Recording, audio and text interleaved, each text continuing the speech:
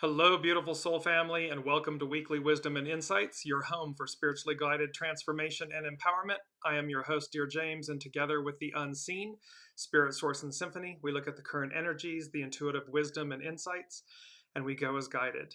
And there is so much to get to. So we begin a new month. It's December 4th, 2024. However, we are going to be dialing back just a few weeks. We're going back to go forward. There's retrogrades. Mercury's in retrograde. Mars is coming up retrograde. And so just to jump in with all of this, let's start with our main theme. It is the unwritten road, what lies ahead. And this has a lot to do with Pluto in Aquarius, the age of Aquarius, all of four of the five outer planets, the heavy hitters, are changing signs in 2025. Pluto just changed. So there's a lot of change. There's big energies.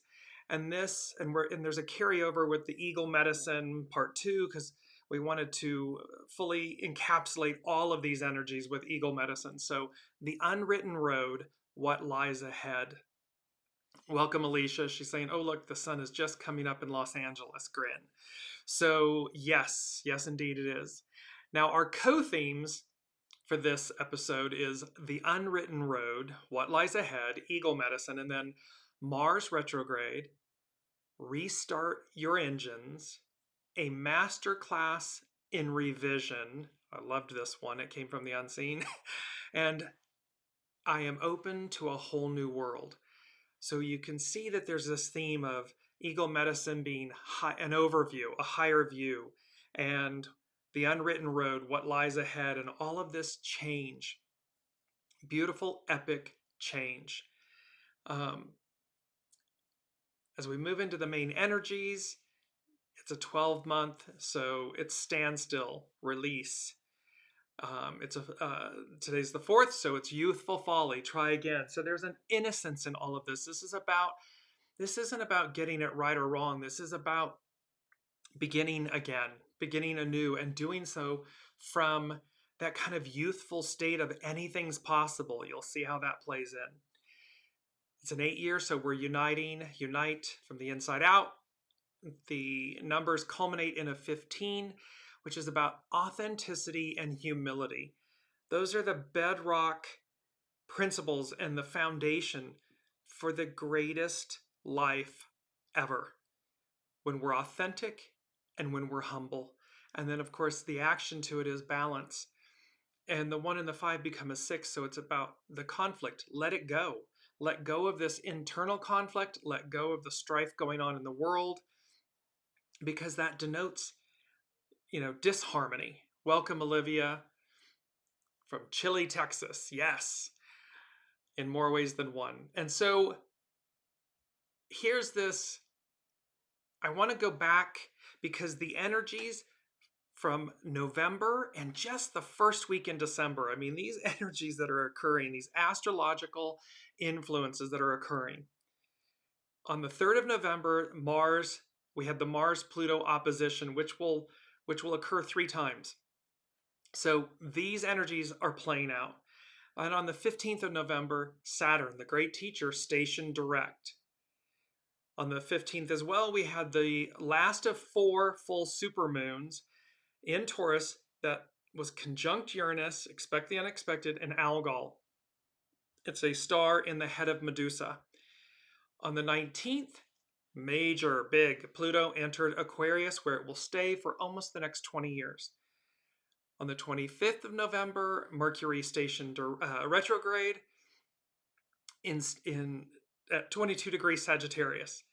And then on the 30th of November / the 1st of December, depending, because it was really late on the 30th, was the new moon in Sagittarius, which we're going to be working with. So we had a change for the better, all of these powerful astrological changes occurring in November. And then here we continue. It's the first week of December with this astrological influence theme of restart your engines. So again, on the 1st, the Sagittarius new moon.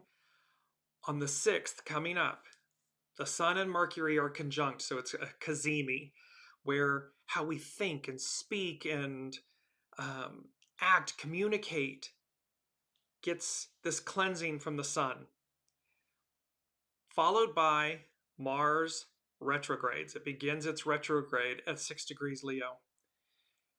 Then the next day, on the 7th, Venus, who represents the divine feminine and beauty and money and so forth, enters Aquarius.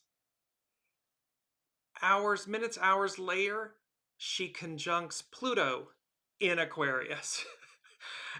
Followed by, just later than that, Neptune stations direct, 27 degrees Pisces. So you can see that Neptune's going to be moving into Aries here in the coming months. So big, huge astrological happenings, as above, so below.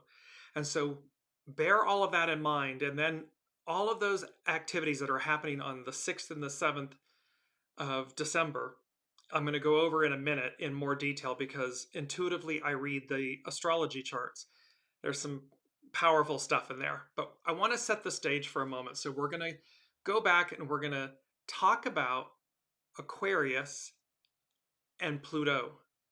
So Aquarius is both a zodiac sign and a constellation. The word Aquarius comes from the Latin word aqua, which means water, water carrier, or cup carrier.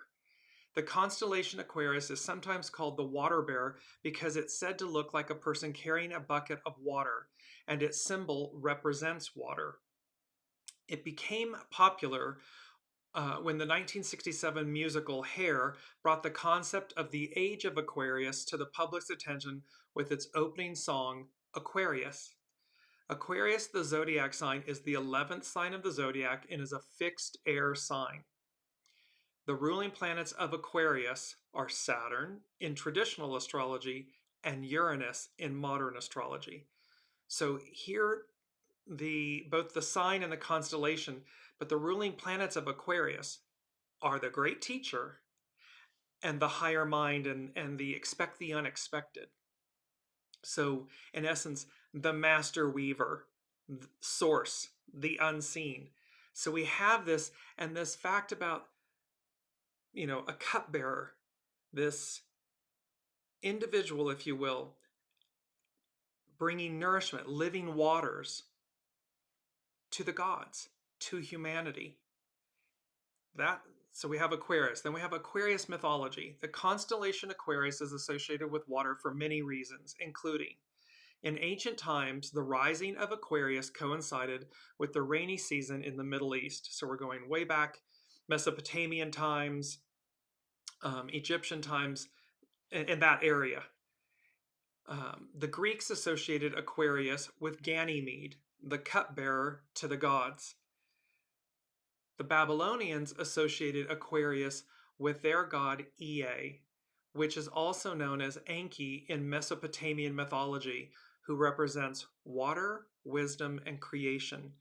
So literally the oldest origin story of humanity is in southern Mesopotamia and is the Sumerian pantheon, of which Enki is one of the main gods, the god of water, wisdom, and creation. Arabic astronomers called the constellation a well bucket and named many of its stars with words related to luck. So living waters, life, abundance, prosperity, this relation to luck. Aquarius personality. People born under the sign of Aquarius are said to be creative, community-oriented, altruistic, and natural humanitarians. Age of Aquarius. The age of Aquarius is an astrological age that some believe is associated with a shift in consciousness, a desire for change, and a focus on ideas and inspiration. The exact start date is debated, but some say it began on the vernal equinox in 2021, while others focus on a conjunction in 2020. It's generally accepted that we're currently living in the transition, and we had that crossing the threshold into a new tomorrow. That was back on the 27th, last week. So Some say the age of Aquarius is a time when people will move from me to we and create new ways of living together. Others say it's an age of hope and innovation, similar to the 19th century when there were revolutions in technology, industry, and government. So you can see this Pluto in Aquarius. The American Revolution, the French Revolution, the Industrial Revolution, it hasn't been there since that time. And here it's talking about that it's similar to the 19th century where there were revolutions in technology, industry, and government. And a complete new way, a whole new world, a whole new way of being. Now, Pluto. Pluto is an intense planet that moves slowly through the zodiac, taking 12 to 30 years to pass through a single sign and approximately 248 years to orbit the entire zodiac. Pluto is named after the Roman god of the underworld. Pluto represents endings and beginnings, transformation, rebirth, and the depths of the subconscious mind, as well as spiritual growth and rebirth. Pluto represents the process of shedding old ways of thinking and making room for new ones. Pluto represents the process of shedding old ways. Pardon me, that was duplicated. The idea that destruction is a necessary part of birth. So it's making room for these new ways and the idea that destruction is a necessary part of rebirth. It also represents the psychological depths of the subconscious mind and the parts of ourselves that we don't share with others. The pursuit of truth and power and the need to peel back layers to identify who's in charge and secrets and clandestine information. And finally, it represents courage, bravery, and the strength to overcome seemingly impossible circumstances. So when Pluto, who is literally in this pursuit of truth, and power, not meaning in pursuit of power, but who holds it? How do we wield it? How do we hold it? Is the truth at the forefront? And that we peel back, Pluto peels back the layers to identify the truth. What's at the base of, or the root of, power and those who are wielding it and hold it? And secrets and clandestine information. And this overarching aspect of courage, bravery, strength to overcome what appears to be impossible, but it's not. So Pluto in Aquarius, the age of Aquarius. This is the backdrop for all of this. I wanted to just set the stage, if you will, for a moment. Now let's move into, because you cannot make these things up. So back on the 20th of November, it was season 1 of episode 4 of Weekly Wisdom and Insights. The show is called Rise of the Guardians, Peacock Medicine. And I'm just going to give you the first 2 things. The first one was from the unseen was, you've got mail. Important details, information, news, contracts, come to light, come into the light. And it could be internet, mail, voter fraud, envelopes, you name it. The second thing from the unseen in that show was Pluto in Aquarius. A flooding of the airwaves, data dumps, system overloads, again, you name it. So this influx of information. Well, now I want to go to Chani Nicholas. She's an astrologer, amazing astrologer. This is from her The Weekly, issue number 45. Bear that, number 45. I'm just going to let that linger on the palate. She opens with, you've got mail.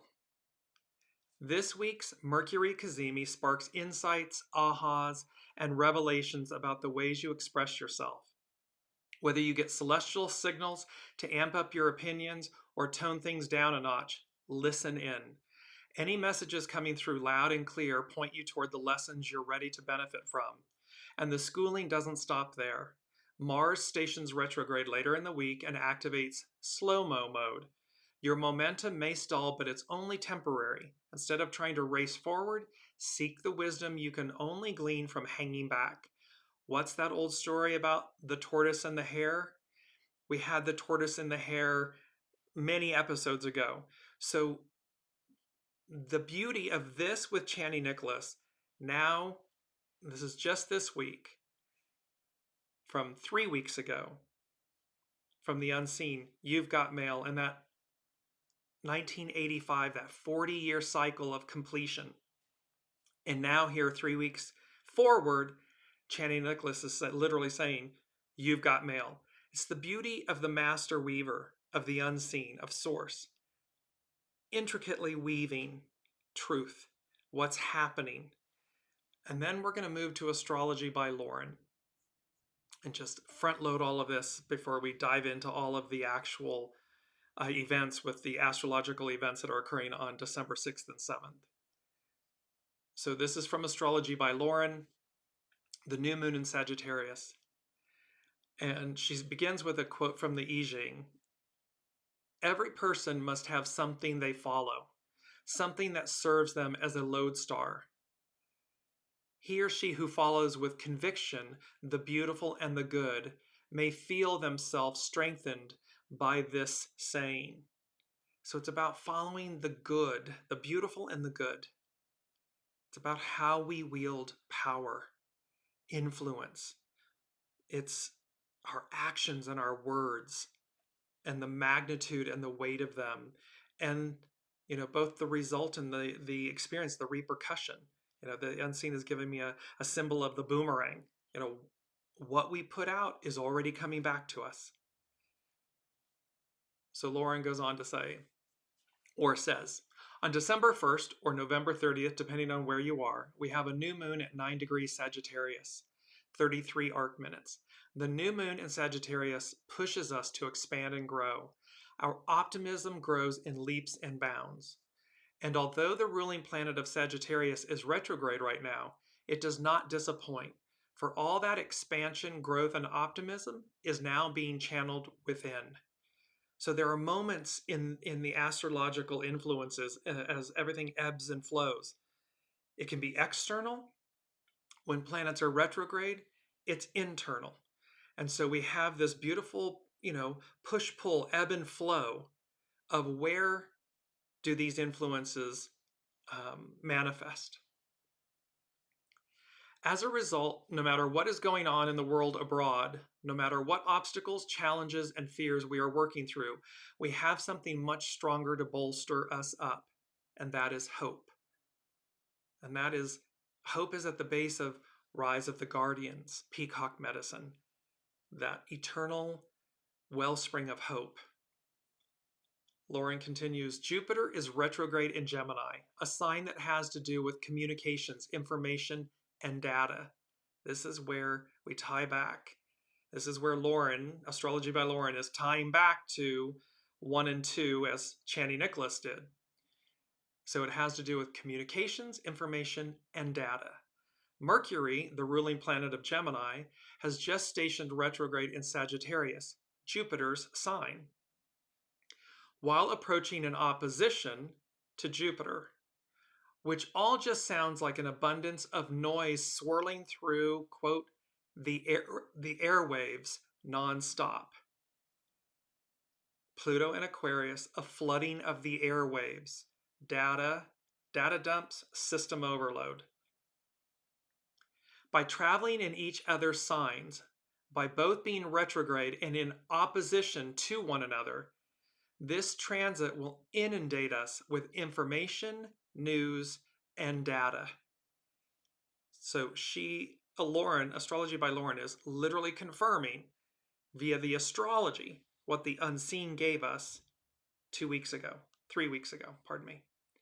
So she continues, this could feel terribly overwhelming, like a tidal wave washing over us. It will be all we can do to process pieces of it, never mind all of it. The mind races, we feel anxious, or we fall inexorably into a rabbit hole of utter distraction. And it will be difficult to avoid. Remember, the truth is coming at us. They said this weeks ago, the unseen. We cannot turn away from the truth. It's just going to full frontal come at us. You think if you turn off the tablets and the phones and unplug yourself from the grid that you will be fine. But these planets are retrograde. Therefore, they are taking abode within us. So this is meaning we're going to feel it. Whether we're reading it externally we're going to feel the awareness of all of this information, of all of this truth coming at us. Yes, it can feel overwhelming, but with the new moon square is a friction, square Saturn, we are also being given permission to set our own rules and cherry pick all that information. Take what you need and leave the rest for now. So, as this is all coming at us, it's don't be the ostrich and bury your head in the sand, but you also don't have to be just this wide open vessel that allows it to just overrun you and overwhelm you. Take it in steps. But this whole you've got mail, this 40-year completion, important details, information, news, contracts, coming into the light, coming to light, and Pluto and Aquarius, a flooding of the airwaves, data dumps, systems, system overload, systems overload. There's going to be a lot coming out. There's going to be a lot we're processing. So be gentle with your operating system, your human, your body, your mind, your emotions, all of that. Be mindful. Astrology by Lauren, she continues, Mercury and Jupiter are retrograde, and during the Mercury retro, we are needing to process and make sense of all that has occurred over the past several months. We need to do this important work, and to do so within the parameters of the Jupiter retrograde. During the months that Jupiter is in its retrograde phase, we often become more aware of the unjust or unethical behaviors of others and in society. It is hard to ignore. However, this period is not so much about changing the behaviors of others over which we rarely have any control, so much as whether or not we are living up to our own standards of moral and ethical conduct. In this way, these 4 months that Jupiter are retrograde in Gemini, this 4-month annual journeys with retrograde Jupiter are essential for our own spiritual and moral growth and development, and perhaps more so now more than ever. This is literally stopping to take stock. It's that beautiful saying, you're never lost, you're always somewhere. Where are you? How are you operating in life? What are the choices you are making? What are the words you are using? Are you being moral and ethical?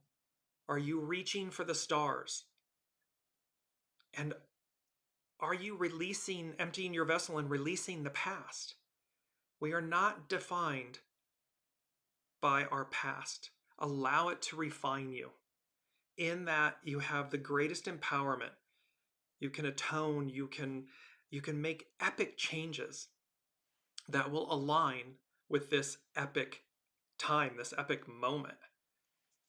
Lauren continues, and this is because Jupiter is making a very relevant but minor aspect to the Dark Lord Pluto, which will perfect on December 13th.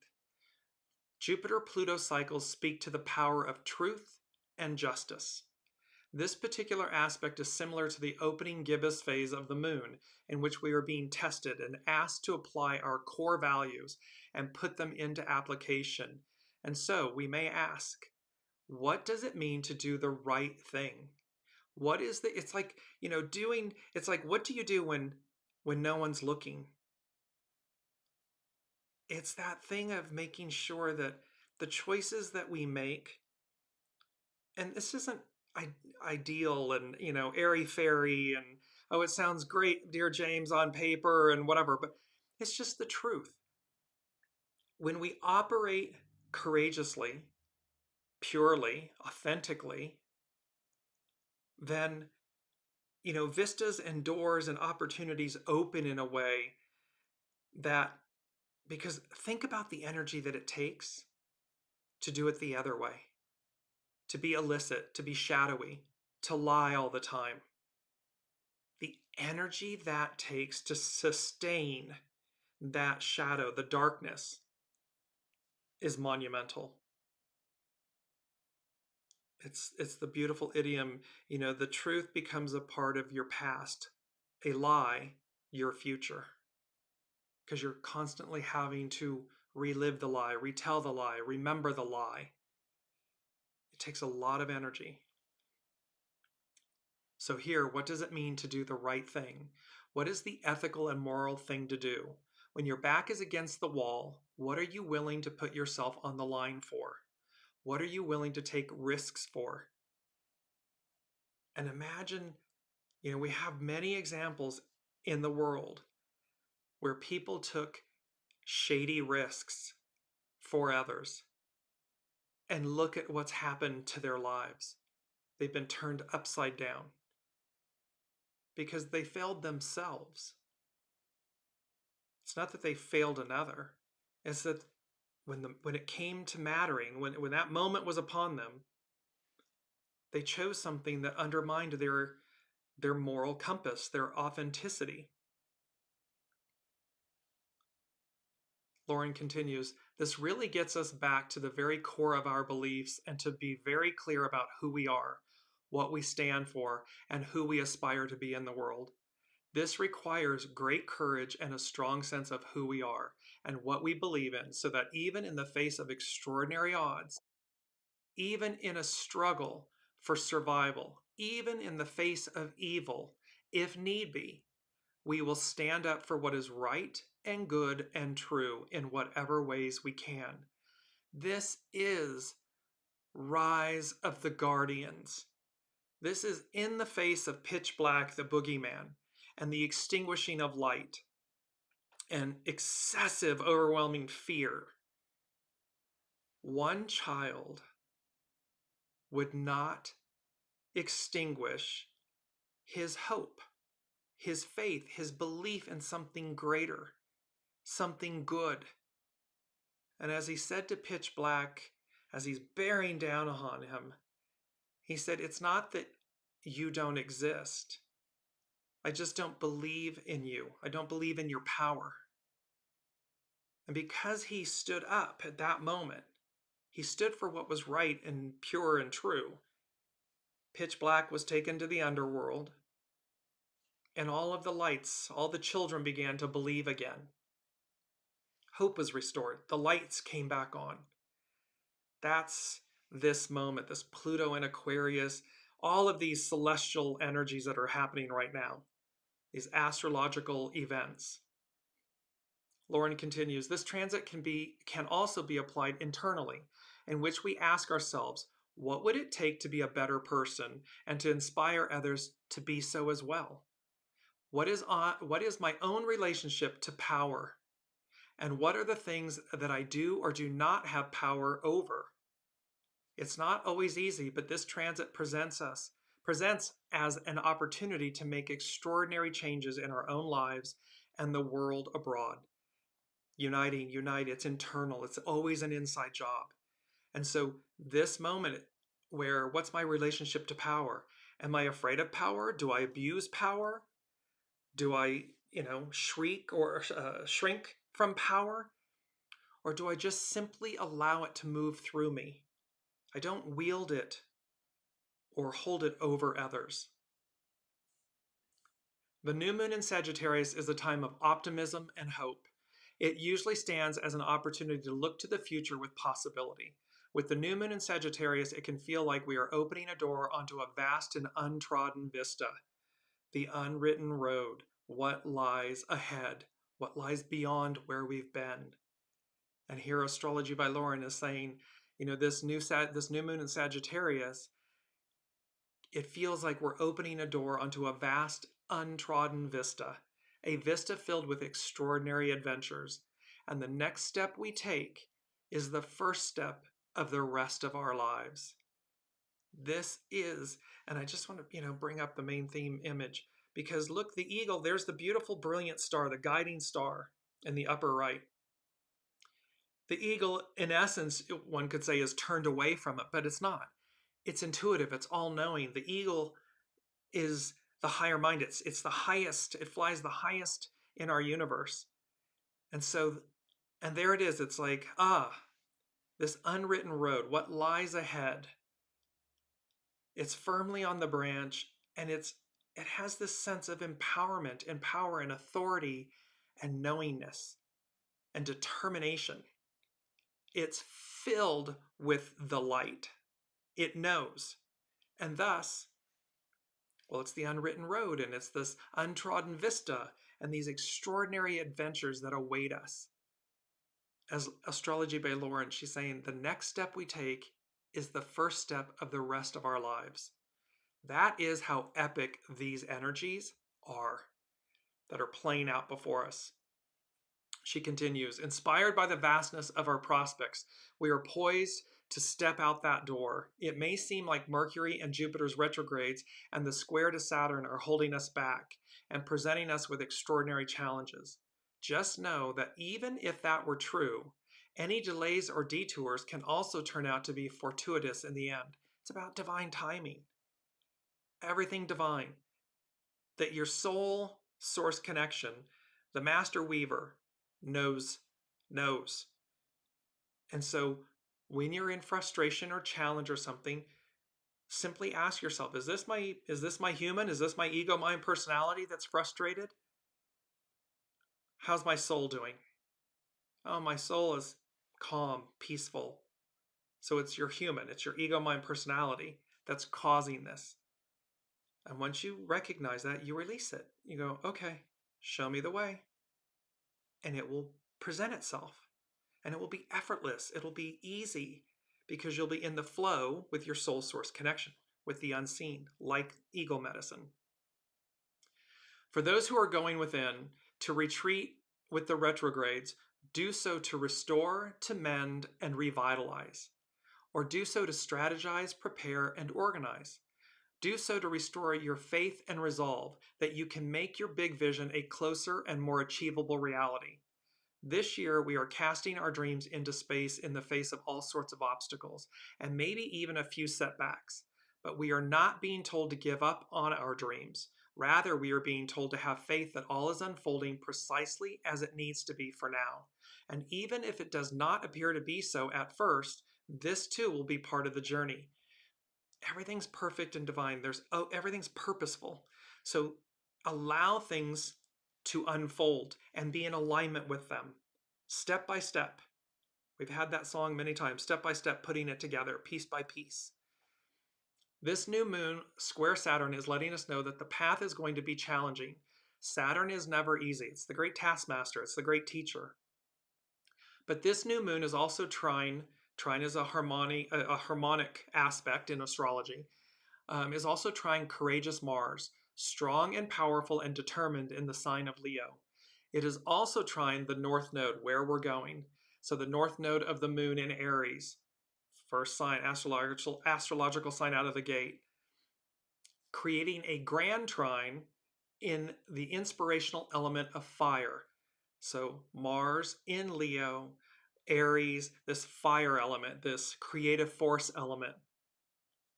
This moon is here to remind us that there are others here with us, guiding us, leading us, and encouraging us to fulfill our fortunes, our dreams, our destinies, our hopes. Mars brings us the courage to meet insufferable challenges, and the North Node will serve as our guiding light moving forward. So may it be for the good of all concerned. So again, just remember as we're walking with these energies, and they're epic, be mindful of the choices that you're making. You know, it's that Hippocratic oath, do no harm. The age of Aquarius, Pluto in Aquarius, it is we the people, and how when we coming from an authentic place, and what is innate, what comes through us, and when we harness that power, those gifts, that lane, how our magnificence amplifies, magnifies, shines. You're not in competition with anyone. What's yours is already yours. It's already there. If you don't get the part, the job, something, then it wasn't meant for you, because there will be something else far greater, more aligned. The ego, mind, personality may say, oh, I failed, or oh, I'm upset because I didn't get it, and yet when we release that and we make space for what is ours, what's to come, greatness occurs. Greatness is present. Lauren concludes with a quote by Hannah Sanesh.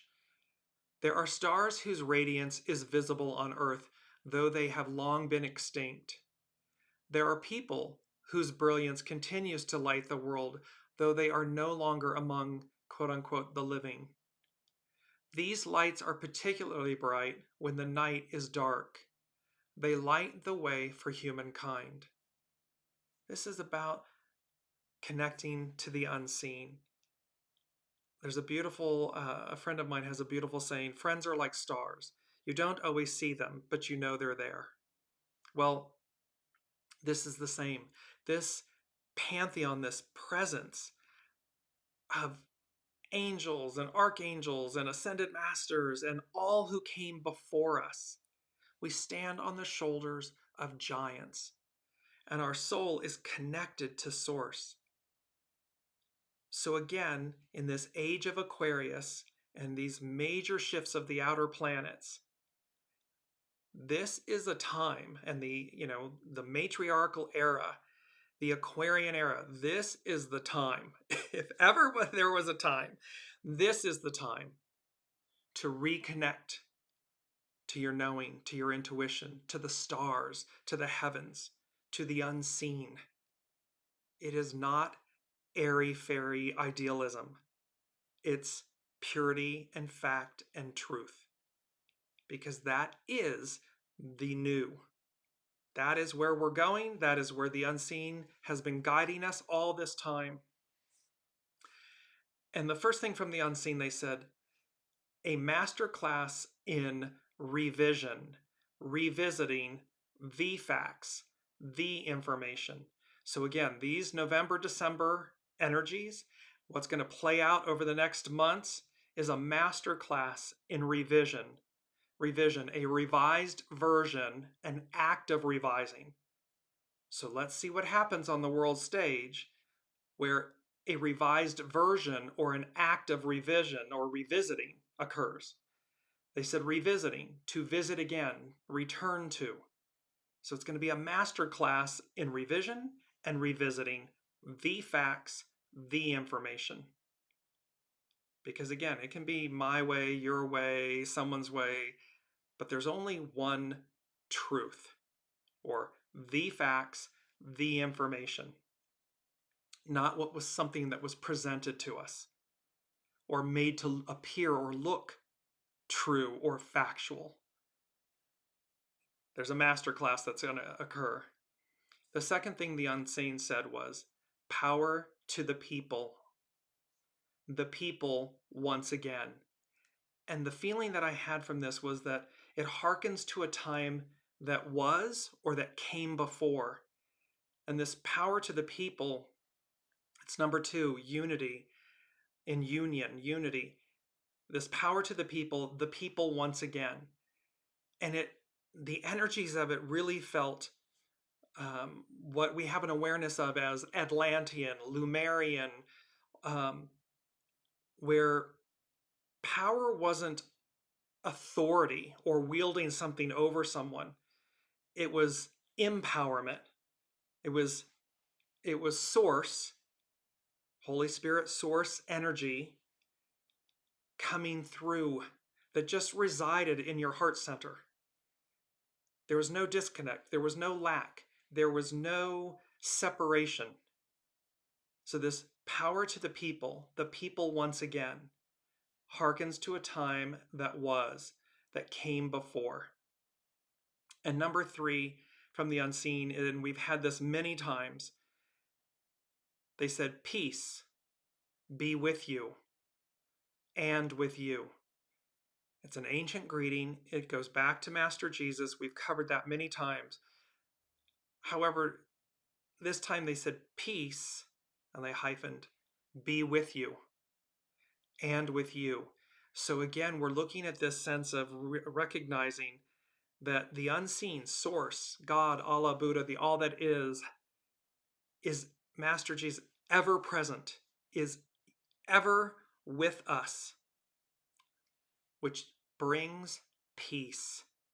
So this peace be with you and with you, meaning we extend that, we want that for others because we want it for ourselves. Imagine the ripple Astrology by Lauren, she's saying, what can I do that will make me better, the world better? Quite simply, peace be with you and with you. It's to go back 2,000 plus years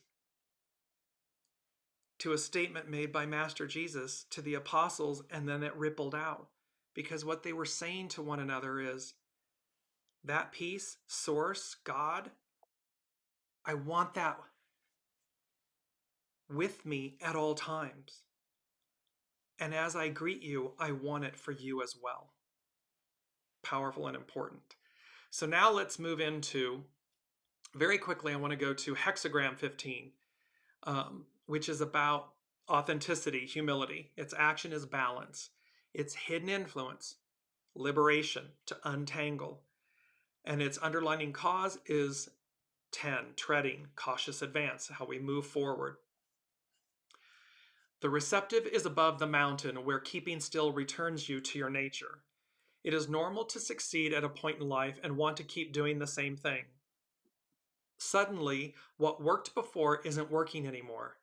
This is because life moves in cycles, and the future will never be anything like the past. Moderation and modesty return you to the center of your authenticity. Your unique path hones you for the next level of growth. It is Tao's way to fill what is deficient and to reduce what is in excess. No matter where you look in nature, you find it balancing out its extremes to ensure the well-being of the entire tapestry. And this is from Carrie Hone at cafeosoul.com. Yin is receptive while yang is active. They push and pull until all of life is in equal balance. Authenticity can be a message to step back and slow down. There's Mars retrograde, Mercury retrograde, that slow-mo, to connect with sincerity. Trust that everything is unfolding in its own time and exactly as it should. Moderation is a way of taking stock of your life to ensure that one area has not become so important that other areas are deficient. Pride generates enthusiasm and inspirational freedom, but humility keeps you focused on how you tread on the path so you don't become disconnected from what is right for you.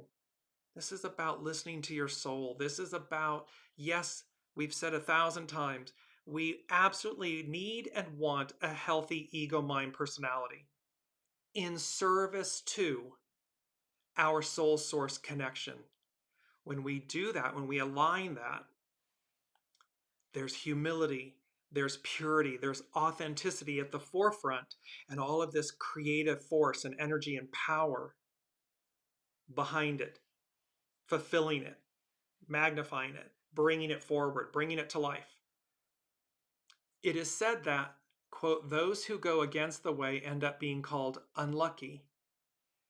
Authenticity is every step you take and all the steps together that reveal your path.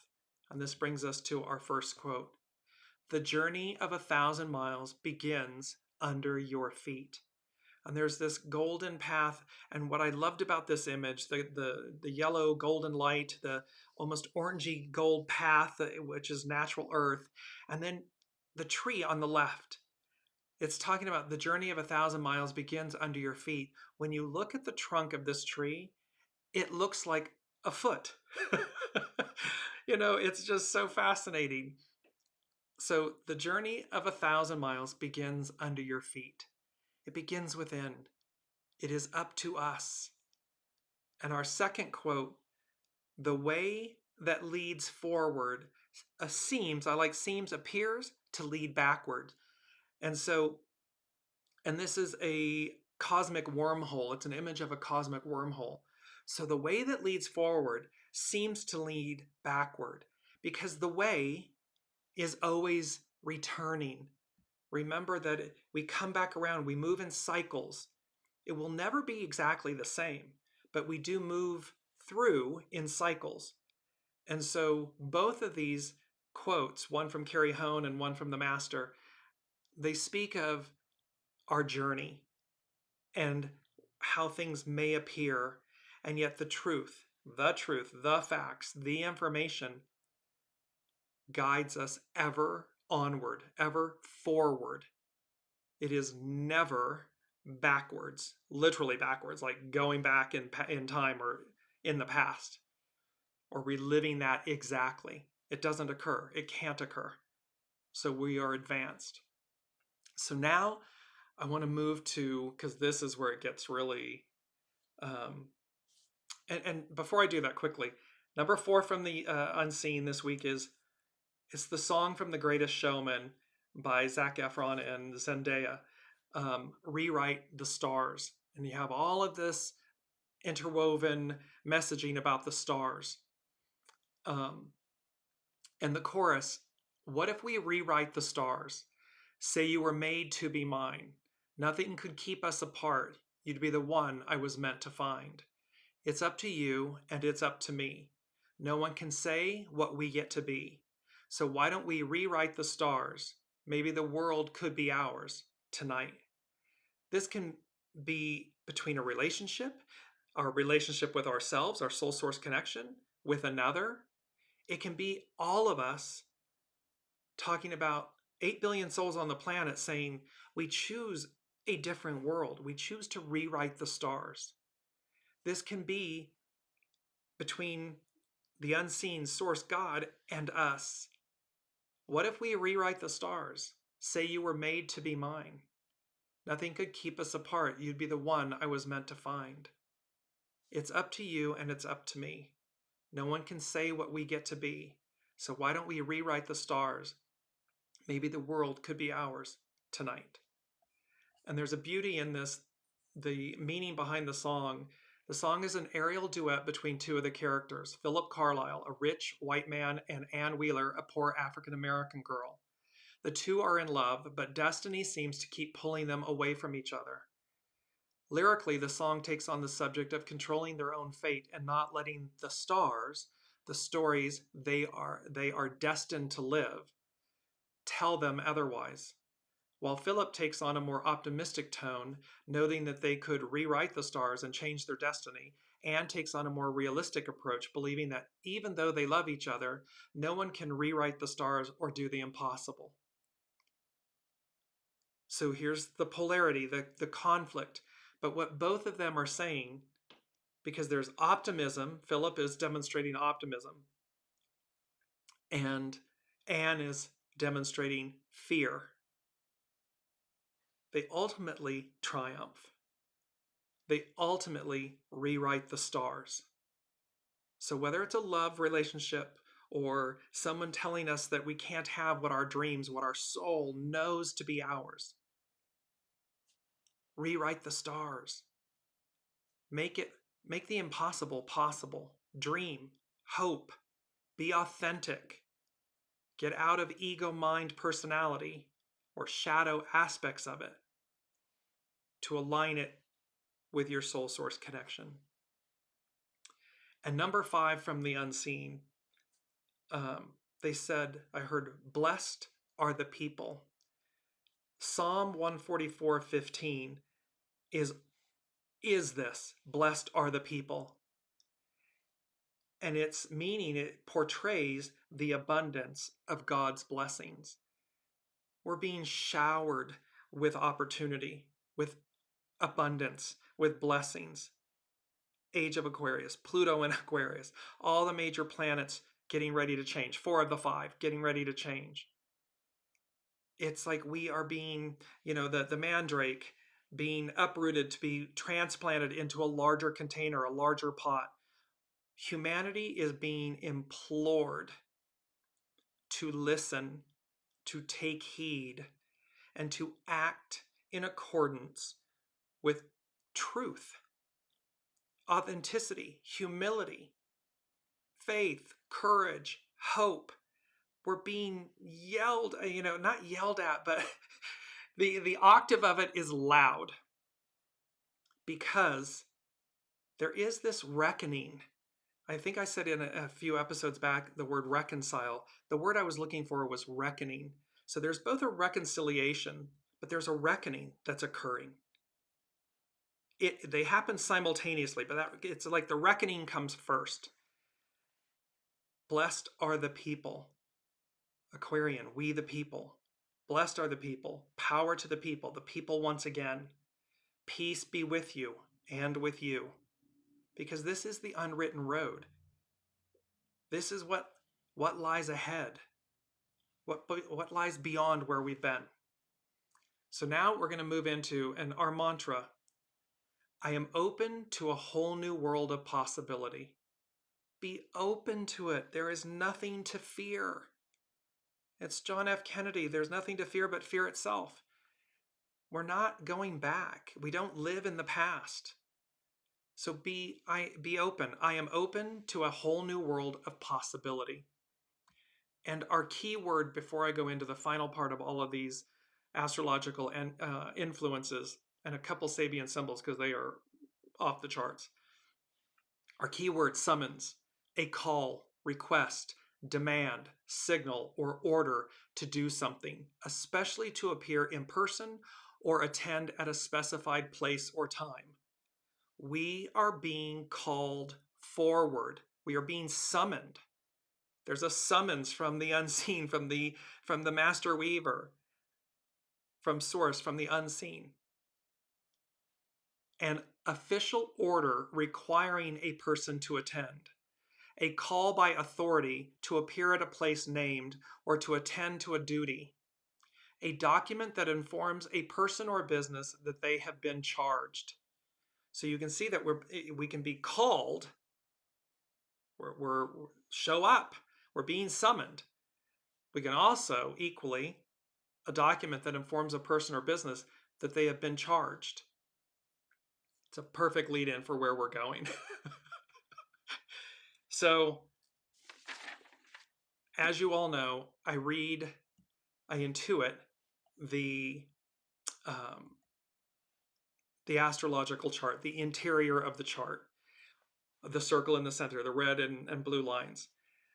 This is the chart for Mars retrograde that's coming up on December 6th. It's going to be retrograde through latter February. And again, energies ripple out. When I saw this, the first thing I heard was Custer's last stand, aggression, anarchy, before the fall. Now, Custer's last stand is when the Lakota Sioux, the Northern Cheyenne, and the Arapaho nations, tribes, united to defeat U.S. forces in 1876. So there was this Custer's last stand, this aggression, anarchy. It's like the divine masculine, the patriarch, the Piscean era. It's like this Custer's last stand, and this just gnashing and, nastiness and aggression and anger and anarchy before the fall. Anarchy, a state of disorder due to absence or non-recognition of authority or other controlling systems. So there's this disorder because we don't recognize it. We don't recognize the order. That is certainly playing out in our current world affairs. Then with this, I also heard London Bridge is falling down. So this Custer's last stand and this London Bridge is falling down. That nursery rhyme is a metaphor for something collapsing or failing. We have talked about this a lot, that this era is over, it's complete, and while it collapses, the tower, it collapses, simultaneously the whole new is rising, it's beginning. Then we go to the chart for Venus enters Aquarius, and all of these things are happening. There's subtle changes in the charts.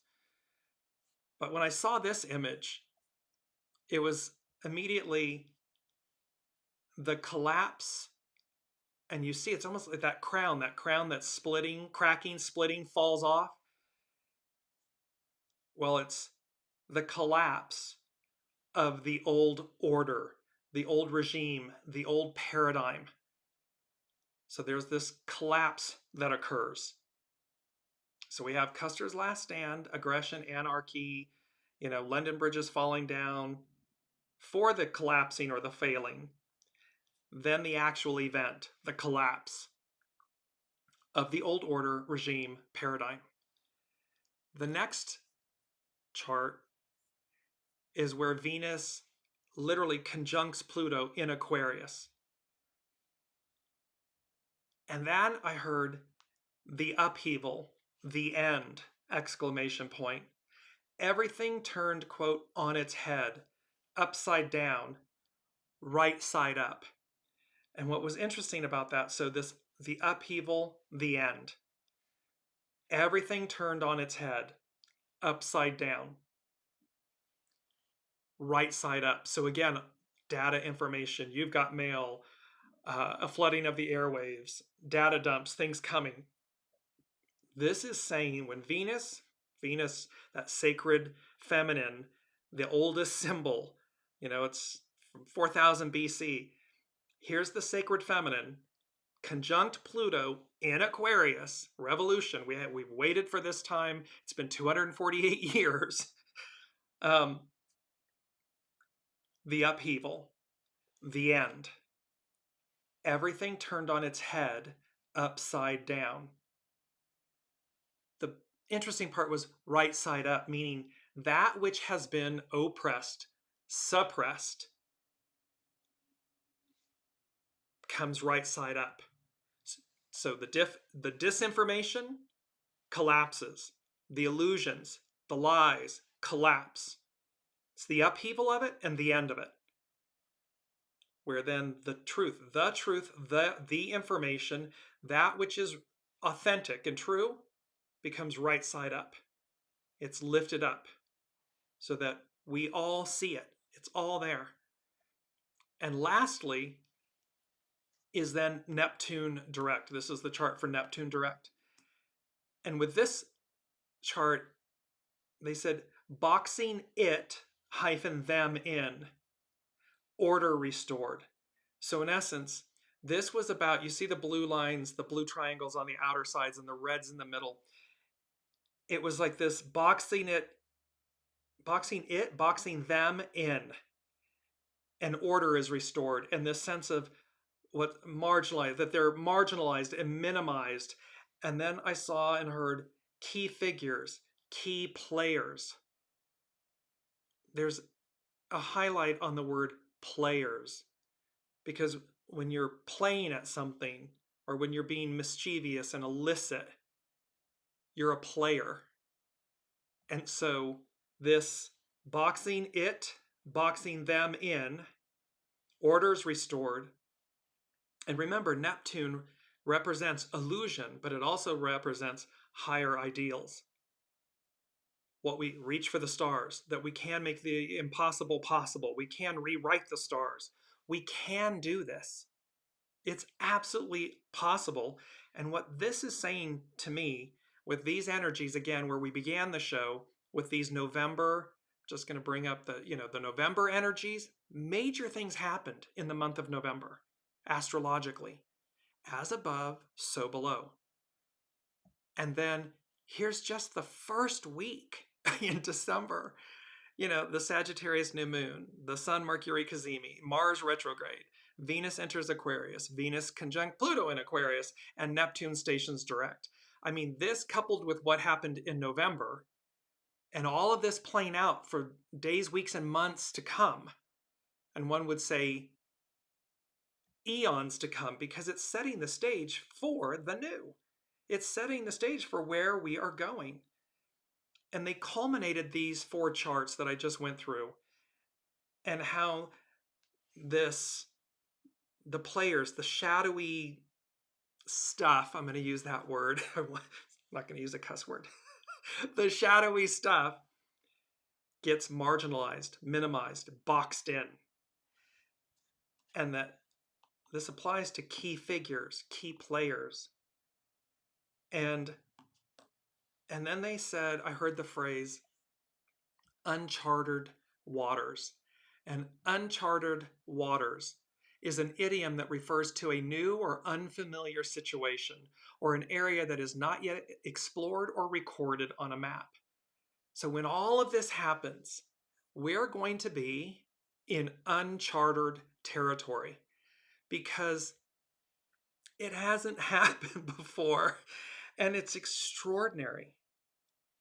Now, before we close, I know we're tight on time, but I wanted to get this in last week and I wasn't able to, so we're going to extend just a little bit here. Bear with me. It's the Sabian. There are 3 or 4 Sabian symbols that I want to get to. One of them is for the Sun-MERCURY CAZIMI, and it's the groundhog looking for its shadow on Groundhog Day, February 2nd. The keynote is the value of anticipating new turns of events and ascertaining future prospects. So this is about what's coming, like what are we looking at? It's again perspective. So, and it's in its highest form, the knowledge required is eonic consciousness. Eonic relating to vast expansive time periods. It's eternal. In modern terms, the new science of prospective, likely to happen at a future date, concerned with or applying to the future. So we have this groundhog thing of what foretelling the future. It is all about the unwritten road, what lies ahead, what lies beyond, and this eagle medicine, this higher view. And I said we were going to cover eagle medicine, and I've got to get it in as well. So the last part of it. I'm going to do these very quickly. The Lot of Fortune, a parade of bathing beauties before large beach crowds. The setting of social standards through personal excellence and competition. And it's very Americana. And it says, in the zodiac, the spring season has ended. It is summer solstice. Fulfillment leads to new demands upon the individual human consciousness. The show is over. The players being minimized, contained, marginalized, and players meaning illicit, shadowy. The show is over. Now comes the hour of decision. So again, hark back to the collapse, the fall, the tower moment of this, the show of it, bathing beauties. I mean, the kind of misogyny of that and so forth. The show is over. This is the one that's just stunningly on point. Lilith. Lilith is the first wife of Adam. She represents the sacred feminine. The symbol, the Sabian symbol, and this is from Dane Rudhyar, an astrological mandala. 2 men placed under arrest. The keynote, a breakdown in the constructive relationship between the individual and society and the expectable result. If it is to remain steady and consistent, every form of order must be able to protect itself by the application of sanctions. Both a society and a personal ego constitute forms of order. Any form of order excludes what the form cannot securely and safely hold. It excludes or exiles the alien, the unassimilable. If it cannot send them to outer space, it must isolate them in a special type of inner space, a prison. They're being marginalized, they're being contained, they're being boxed in. The individual whose actions introduce unacceptable principles into the established order runs the risk of being punished or reformed according to this order. A masterclass in revision, revisiting the facts, the information. The problem for a society is how to include in its patterns of order agencies or channels for transformation, and particularly how to keep them truly operative. For individuals, it is how to make their transforming vision or impulse acceptable to society. The symbol does not reveal what caused the breakdown in the relationship between the individual and society. But if one also considers the symbols that follow, one's thoughts may be led back to the image of the storm that wrecked boat landings. The suggestion is that whatever violence is released originates in unconscious pressures, the sea and the wind. A new step in the evolution of society, the industrial and electronic revolutions of the last 150 years, caused a collective worldwide upheaval which led to widespread violence. The shadow aspect of these, we're dealing with the shadow aspects, we're dealing with the truth coming at us. Pluto represents everything that was hidden, the underbelly, and brings it up into the light, so we have to face it and deal with it. The fact that two men are pictured under arrest suggests a polarization and a purpose transcending a merely personal fit of recklessness. This is the third stage of the 40th sequence, 40 years, the 40-year cycle. Welcome, Sue.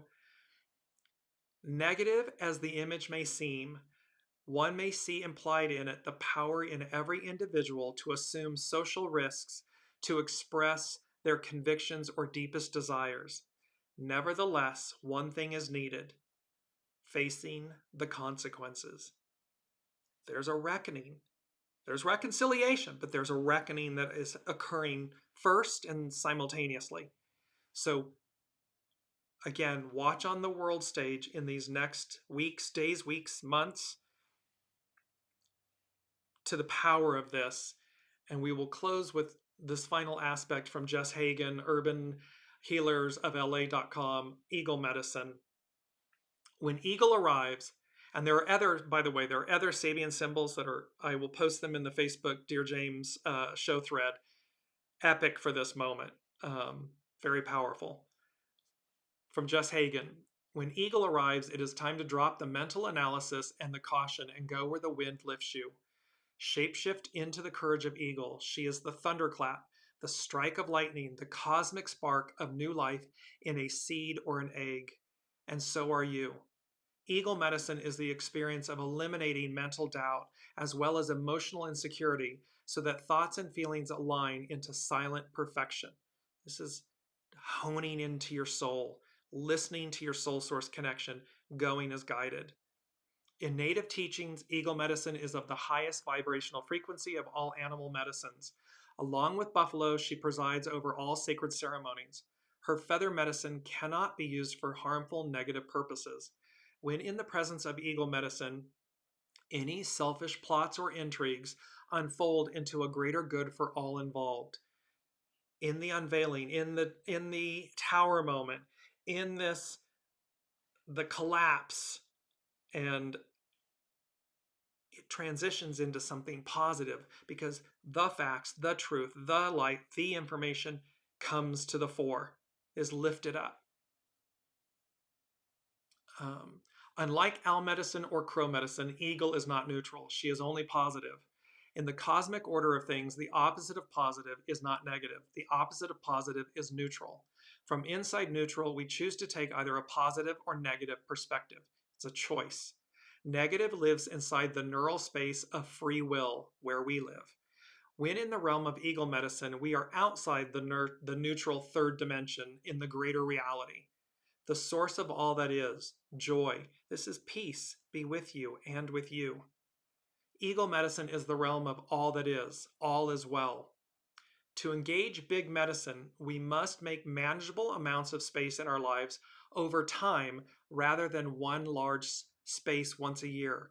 So this is daily. In every action, word, thought, deed, keep choosing because we're engaging big medicine. It's Eagle medicine, peacock medicine, Eagle medicine. And so it's to say, instead of trying to do it in one lump sum, incorporate it daily.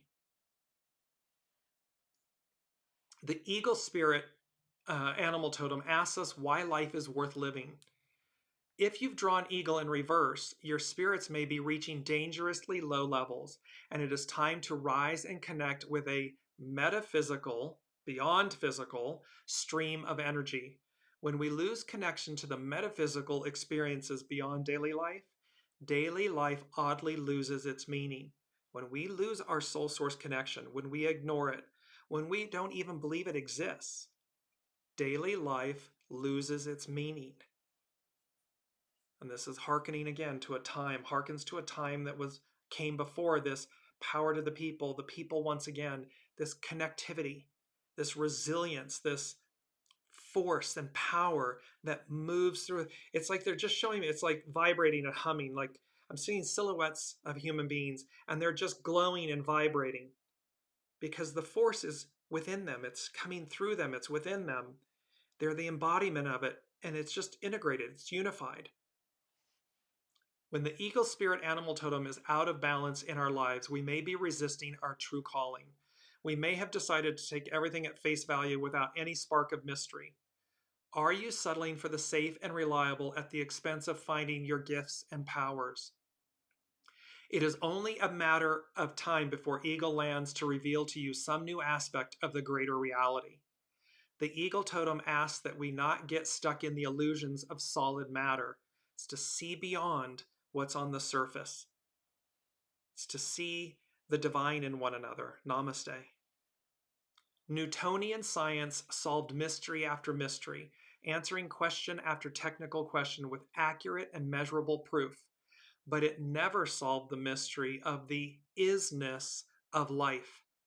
That is a silent space within us all, and Eagle is inviting you in.